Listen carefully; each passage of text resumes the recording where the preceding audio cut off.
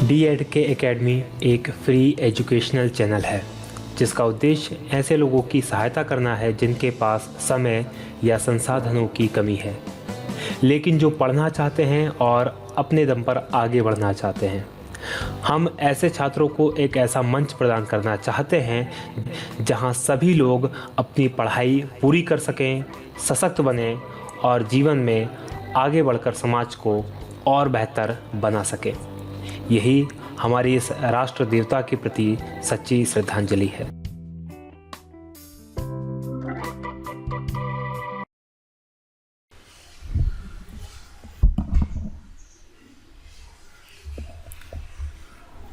साथियों नमस्कार, बहुत स्वागत है आपका DEDK एकेडमी में। मैं हूं भगवत दांगी, फाउंडर DEDK एकेडमी।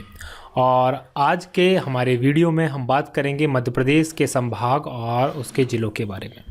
ये पहला पार्ट फर्स्ट है और इसमें बात करेंगे जबलपुर संभाग की। हाँ देखिए, जबलपुर जो संभाग है वो मध्य प्रदेश का क्षेत्रफल की दृष्टि से सबसे बड़ा संभाग है, इसलिए बहुत इम्पॉर्टेंट हो जाता है इन पूरे के पूरे ज़िलों और संभागों के बारे में बात करना। देखिए, हमने इस वीडियो के अंदर जो कोशिश ये की है कि आपको जो ज़िलों के बारे में जो बहुत इम्पॉर्टेंट और जो परीक्षाओं में लगातार पूछे गए हैं ऐसे फैक्ट्स बहुत अच्छे तरीके से बता दिए जाएं, ताकि आपको उन फैक्ट्स को समझने में और उन पे काम करने में, उनको याद करने में कोई दिक्कत का सामना ना करना पड़े। तो इसलिए बहुत ध्यान से इस पूरी सीरीज़ को आप जीके ये जो संभाग और ज़िले वाली है इसको बहुत ध्यान से देखिएगा, क्योंकि बहुत ही इंपॉर्टेंट है। मध्य प्रदेश की विभिन्न परीक्षाओं में पूछे जाने वाले इनसे 3 से 4 प्रश्न बनने की, बल्कि ज़्यादा ही प्रश्न बनने की अगली MPPSC में संभावना पूरी है। तो बहुत ध्यान से इस वीडियो को आप देखें।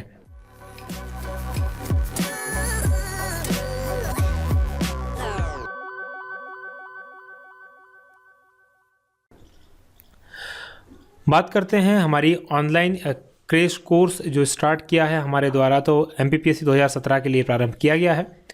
आप इस कोर्स की जो फीस है 2800 रुपये है, लेकिन 31 दिसंबर 2016 तक ये 29% की छूट के साथ, आपको डिस्काउंट के साथ 1999 रुपये में उपलब्ध है। इसके लिए आपको हमारी वेबसाइट dkmpsc.com पे विज़िट करना होगा और उसकी लिंक मैं नीचे डिस्क्रिप्शन में दे दूँगा, तो वहाँ से भी आप इस कोर्स को एक्सेस कर पाएंगे।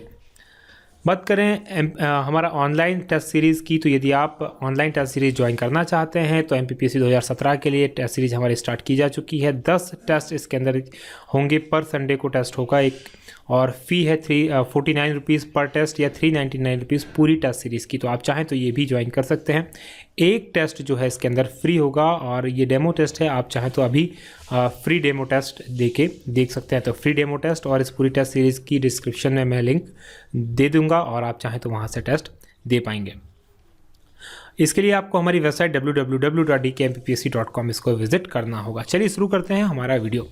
बात करते हैं सबसे पहले 1 नवंबर 1956 को मध्य प्रदेश के अंदर ज़िलों के। देखिए, जब मध्य प्रदेश का गठन हुआ था तो 1 नवंबर 1956 को मध्य प्रदेश के अंदर कुल 43 ज़िले उस समय बनाए गए थे। फिर 26 नवंबर 1952 को 26 नवंबर 1972 को 2 ज़िले और बनाए गए, एक भोपाल ज़िला और एक राजनांदगांव ज़िला। भोपाल ज़िला उस समय तक राजधानी तो थी, लेकिन सीहोर ज़िले की एक तहसील हुआ करती थी। सीहोर ज़िले में तहसील लगता था भोपाल, और राजधानी भी साथ में थी। फिर मई 1998 में BR दुबे समिति की अनुशंसा पर 10 नए ज़िले गठित किए गए। इस तरह से मध्य प्रदेश के अंदर जो ज़िलों की संख्या हो गई, यहाँ हो गई थी 45 2 ज़िलों के साथ, और यहाँ जो बढ़ के हो गई 55 हो गई। फिर इन 10 ज़िले जो गठित हुए, इसमें से कुछ ज़िलों के अंदर बहुत प्रॉब्लम थी, वो भी चाहते थे अलग ज़िले, लेकिन उनको अलग ज़िला नहीं बनाया गया था। तो फिर 2 महीने बाद ही काफ़ी विवाद हो गया। तो 2 महीने बाद जुलाई 1998 में सिंहदेव समिति बनाई गई और इस समिति की अनुशंसा पर 6 नए ज़िले बनाए गए, और इस तरह से कुल ज़िलों की संख्या हो गई 61।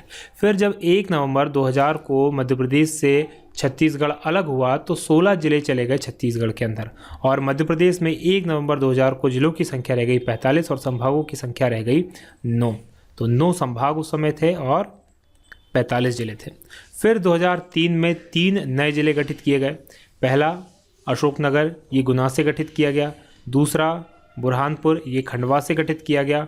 और तीसरा शहडोल, ये किया गया, तीसरा अनूपपुर, ये शहडोल से गठित किया गया। फिर उसके बाद 2008 के अंदर 2 ज़िले फिर बनाए गए, अलीराजपुर पहला जिला बनाया गया, ये झाबुआ से अलग करके बनाया गया, और सिंगरौली दूसरा जिला बनाया गया जो सीधी से अलग करके बनाया गया। 2013 में और सबसे लेटेस्ट में एक और नया जिला बना, आगर मालवा जिला, जो शाजापुर से अलग करके बनाया गया, और ये मध्य प्रदेश का 51वां जिला बना। इस तरह से वर्तमान में कुल जिलों की संख्या जो है 51 है और कुल संभागों की संख्या 10 है। इन 10 संभागों में 10वां संभाग जो है वो है शहडोल संभाग को बनाया गया सबसे लेटेस्ट। इसके अलावा घोषणा छिंदवाड़ा संभाग बनाने की भी है, लेकिन छिंदवाड़ा को अभी संभाग नहीं बनाया गया है। बात करते हैं मध्य प्रदेश के अंदर जो सबसे बड़ा संभाग कौन सा है या छोटा कौन सा है, या जिले के बारे में छोटा बड़ा कौन सा है, तो बहुत इंपॉर्टेंट हो जाता है। इससे एक दो प्रश्न कभी वो आ जाते हैं। तो क्षेत्रफल के अंदर जो सबसे बड़ा संभाग है वो जबलपुर है, और ये बिल्कुल लेटेस्ट आंकड़ा है, बिल्कुल सही आंकड़ा है। इसमें आप बिल्कुल कन्फ्यूज़न नहीं होगा। आपने कई जगह हो सकता है कुछ अलग पढ़ा हो, तो आपके कन्फ्यूज़न यहाँ से आप क्लियर कर सकते हैं। तो सबसे बड़ा संभाग अगर क्षेत्रफल की दृष्टि से देखा जाए तो जबलपुर है। वहीं क्षेत्रफल की दृष्टि से सबसे छोटा संभाग जो है चंबल है। कई जगह ये नर्मदापुरम दिया रखा है, जो गलत है। चंबल ही सबसे छोटा संभाग है क्षेत्रफल की दृष्टि से। जनसंख्या में सबसे बड़ा संभाग जो है, जनसंख्या के अंदर सबसे बड़ा संभाग इंदौर है। पहले जबलपुर हुआ करता था, लेकिन इंदौर में अब सबसे बड़ा संभाग हो गया है, क्योंकि जबलपुर से डिंडोरी जो था उसको अलग कर दिया गया और डिंडोरी को शामिल कर दिया गया शहडोल के अंदर। तो इंदौर फिर ये सबसे बड़ा जनसंख्या है। जनसंख्या में सबसे छोटा संभाग जो है, जनसंख्या के अंदर सबसे छोटा संभाग है नर्मदापुरम या होशंगाबाद। होशंगाबाद, पहले इसका नाम होशंगाबाद था, लेकिन वर्तमान में इसका नाम है नर्मदापुरम। तो जनसंख्या के अंदर सबसे छोटा संभाग है नर्मदापुरम, होशंगाबाद। बात करें क्षेत्रफल में सबसे बड़े जिले की, तो क्षेत्रफल के अनुसार सबसे बड़ा जो जिला है वो है छिंदवाड़ा, और क्षेत्रफल के हिसाब से सबसे छोटा जिला है दतिया। वहीं जनसंख्या में सबसे बड़ा है जिला इंदौर, और जनसंख्या में सबसे छोटा जिला है हरदा। देखिए, इंदौर जनसंख्या में जिला भी बड़ा है और संभाग भी बड़ा है। चलिए बात करते हैं जबलपुर संभाग की। तो जबलपुर संभाग के अंदर कुल 7 जिले शामिल हैं। पहला है जबलपुर, दूसरा कटनी, तीसरा सिवनी, चौथा नरसिंहपुर, पांचवा बालाघाट, छठवा मंडला और 7वां है छिंदवाड़ा। ये 7 जिले जबलपुर संभाग के अंदर शामिल किए गए। क्षेत्रफल की दृष्टि से सबसे बड़ा संभाग ये बनता है। बात करते हैं जबलपुर जिले की। तो जबलपुर जिला जो है ज्वाला ऋषि के नाम पर, उनकी तपोभूमि होने के कारण इस जिले का नाम जबलपुर या शहर का नाम जबलपुर पड़ा है। जबलपुर क्षेत्र का जो प्राचीन नाम है वो है महाकौशल। आपने कई बार इतिहास जब पढ़ते होंगे तो महाकौशल क्षेत्र में ये हुआ, महाकौशल क्षेत्र में वो हुआ। तो ये महाकौशल क्षेत्र जिस जगह के लिए यूज़ किया जाता है वो जबलपुर के लिए यूज़ किया जाता है। जबलपुर को संगमरमर की नगरी भी कहा जाता है, क्योंकि जबलपुर का जो भेड़ाघाट है वहाँ से संगमरमर की चट्टानें पाई जाती हैं, इसलिए इसको संगमरमर की नगरी कहा जाता है।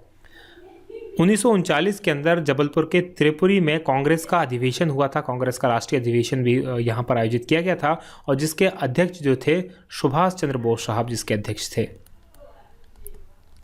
सुभाष चंद्र बोस ने उस अधिवेशन की अध्यक्षता की थी।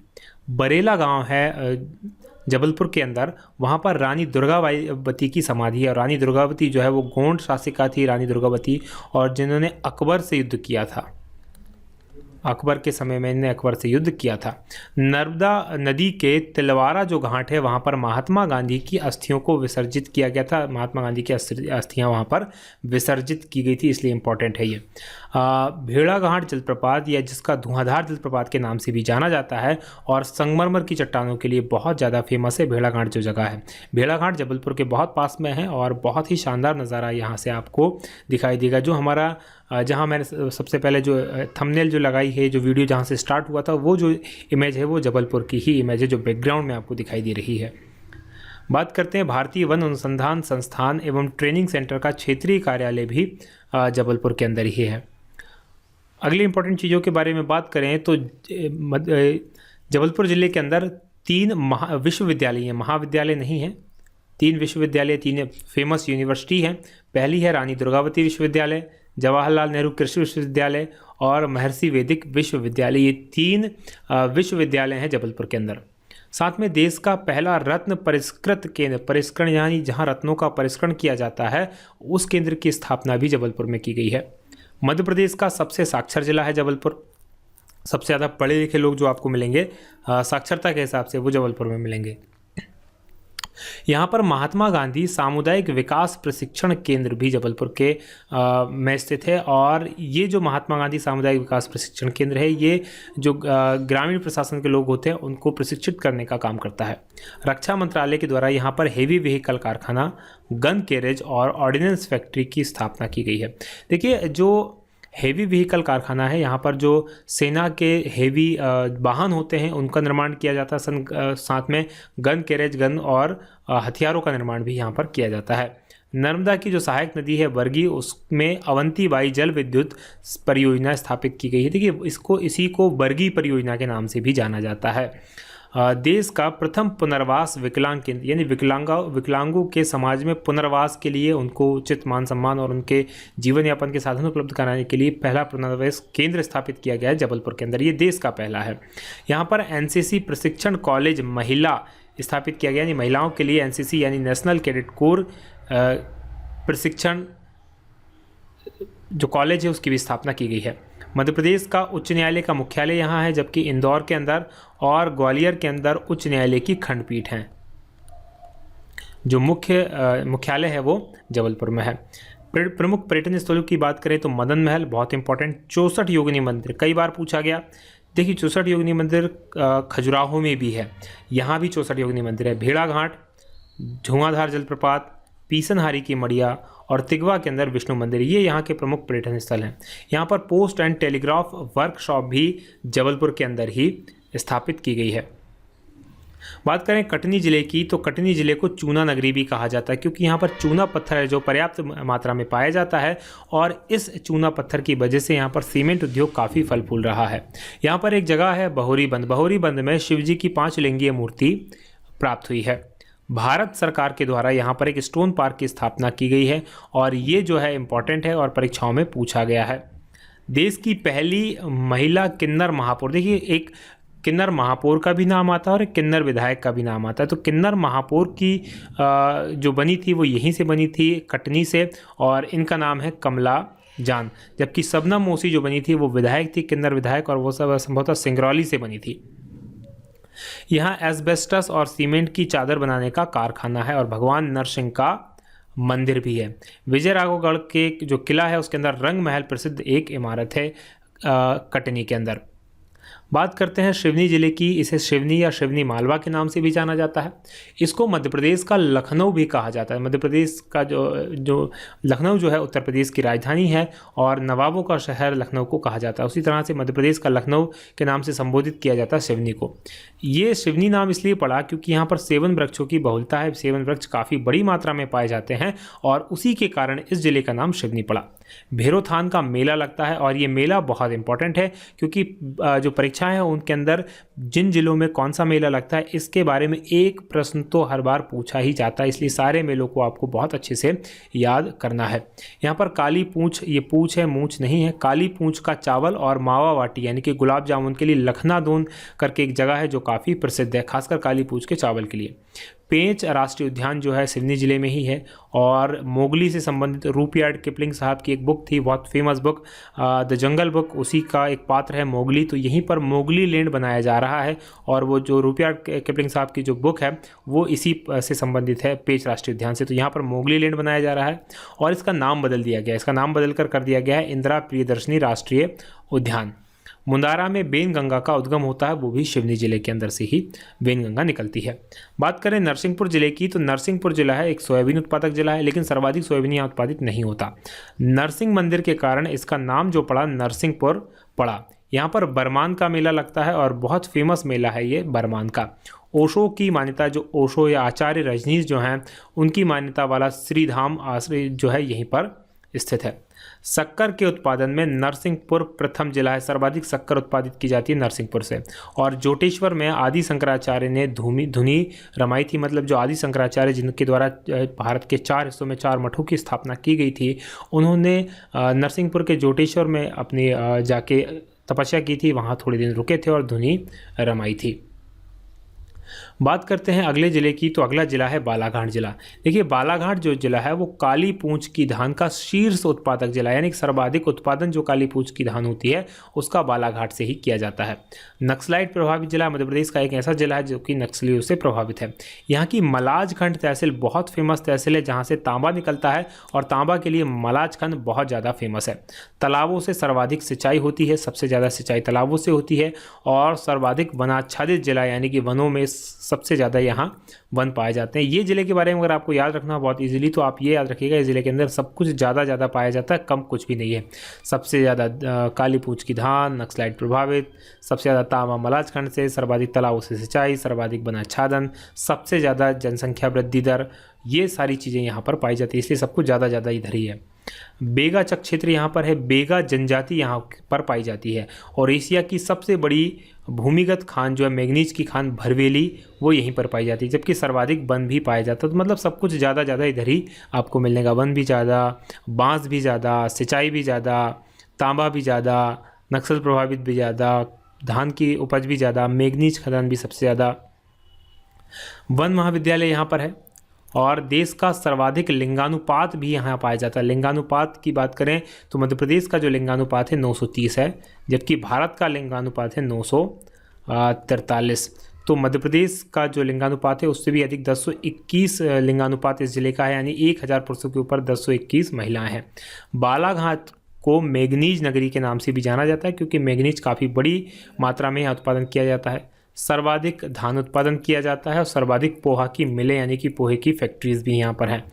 गांगुल जलप्रपात है, और हालो और बंजर घाटी देखने के योग्य है। ये एक बहुत इंपॉर्टेंट प्रश्न है, ये पूछा गया है एक दो बार कि जो हालो और बंजर घाटी है वो कहाँ पर है। साथ में यहाँ का जो औद्योगिक विकास केंद्र है उसका नाम है किरनापुर बालाघाट में है, जो कि औद्योगिक विकास केंद्र है। बात करते हैं अगले ज़िले की, तो अगला ज़िला है मंडला ज़िला। देखिए मंडला ज़िला जो है कान्हा किसली राष्ट्रीय उद्यान के लिए फेमस है। कान्हा किसली राष्ट्रीय उद्यान मध्य प्रदेश का प्रथम राष्ट्रीय उद्यान था, जिसकी स्थापना 1955 में की गई थी, और ये मध्य प्रदेश का पहला राष्ट्रीय उद्यान था जिसको 1974 में प्रोजेक्ट टाइगर के अंदर शामिल किया गया था। मध्य प्रदेश का पहला जिला था। यहाँ पर मोती महल और बघेली महल हैं, जो कि मंडला में पाए जाते हैं। रामनगर में राजा हृदय शाह का किला है, और मनेरी करके औद्योगिक विकास केंद्र है वो मंडला जिले के अंदर है। फूड पार्क की स्थापना यहाँ पर की जा रही है, फूड पार्क बनाया जा रहा है, और मंडला का जो दुर्ग है उसका निर्माण राजा नरेश शाह ने करवाया था। बात करें छिंदवाड़ा जिले की, तो छिंदवाड़ा जो है क्षेत्रफल की दृष्टि से सबसे बड़ा जिला है। पहली चीज़ तो सबसे बड़ा जिला है क्षेत्रफल की दृष्टि से। यहाँ पर एक स्थान है पातालकोट, और पातालकोट में जो जनजाति पाई जाती है वो भारीय जनजाति पाई जाती है, और ये भारीय जनजाति जो है आज भी उसी आदिम स्वरूप में रहती है जब ये आदि मानव जो रहते आए थे। काफ़ी पिछड़ी हुई जनजाति है भारिया, और ये पातालकोट भारिया के लिए प्रसिद्ध है। यहाँ पर हिंदुस्तान यूनिलीवर लिमिटेड का कारखाना है, जो कि सामान वगैरह बनाती है। फिर पांडुरना करके एक जगह है, पांडुरना गांव है, वहाँ पर गोट मार प्रथा यहाँ पर प्रचलित है। आदिवासी कला संग्रहालय यानी आदिवासी कला का जो म्यूज़ियम है वो छिंदवाड़ा के अंदर है, और बादल माई आदिवासी म्यूज़ियम यहाँ पर है। यहाँ पर कोरकू जनजाति पाई जाती है, और एग्रो कॉम्प्लेक्स यहाँ पर देखिए 4 महत्वपूर्ण कॉम्प्लेक्स है मध्य प्रदेश के अंदर। एग्रो कॉम्प्लेक्स छिंदवाड़ा के अंदर है, स्टील कॉम्प्लेक्स सागर के अंदर है, चमड़ा कॉम्प्लेक्स देवास के अंदर है, और इलेक्ट्रॉनिक कॉम्प्लेक्स जो है वो इंदौर के अंदर है। तो ये चारों में से एक कॉम्प्लेक्स जो है छिंदवाड़ा में है। बोरगांव की बात करें तो बोरगांव में फूड पार्क जो स्थापित किया गया है। अनहोनी में गर्म जल का झरना यहाँ से निकलता है, और देश का पहला मसाला पार्क यहाँ स्थापित किया जा रहा है। तो ये काफ़ी इंपॉर्टेंट है, यहाँ अभी स्टार्ट हुआ नहीं है, ये काम इस पर चल रहा है। यहाँ से कोयला, तांबा, मैग्नीज का उत्पादन किया जाता है। हालांकि इनमें से कोई भी चीज़ सर्वाधिक यहाँ से नहीं मिलती, सिर्फ तांबा और मैग्नीज, माफ़ कीजिएगा, कोई भी चीज़ यहाँ से नहीं मिलती। तांबा मिलता है सबसे ज़्यादा मलाजखंड से, और जबकि मैग्नीज मिलता है बालाघाट से। दोनों बालाघाट में ही है। तो आज का जो हमारा वीडियो है वो यहीं पर समाप्त हो। यदि आपको ये वीडियो पसंद आया तो आप इसे लाइक करें, साथ में शेयर करना ना भूलें, और कमेंट करके आप हमें ज़रूर बताएं कि आपको ये वीडियो कैसा लग रहा है और किस सब्जेक्ट के ऊपर आपको वीडियो चाहिए। हम कोशिश करेंगे उस सब्जेक्ट पे आपको वीडियो उपलब्ध करा पाएँ। साथ में यहाँ पर मैं और वीडियो की लिंक डाले दे रहा हूँ, वीडियो यहाँ पर आपको मिल जाएंगे, तो उन वीडियो को आप ज़रूर देखें। 4 वीडियो यहाँ पर लें तो इन वीडियो को आप एंजॉय करें। तब तक मैं आपके लिए बनाता हूँ इसी तरह के और भी शानदार वीडियो और उपयोगी वीडियो जो आपके लिए बहुत काम आने वाले हैं। और यदि अभी तक आपने हमारे चैनल को सब्सक्राइब नहीं किया है तो इस चैनल को सब्सक्राइब जरूर कर लें, ताकि आपको बहुत आसानी से सारी वीडियोस मिल जाएं। चलिए मैं आज की बात यहीं समाप्त करूंगा। बहुत बहुत धन्यवाद। जय हिंद, जय भारत।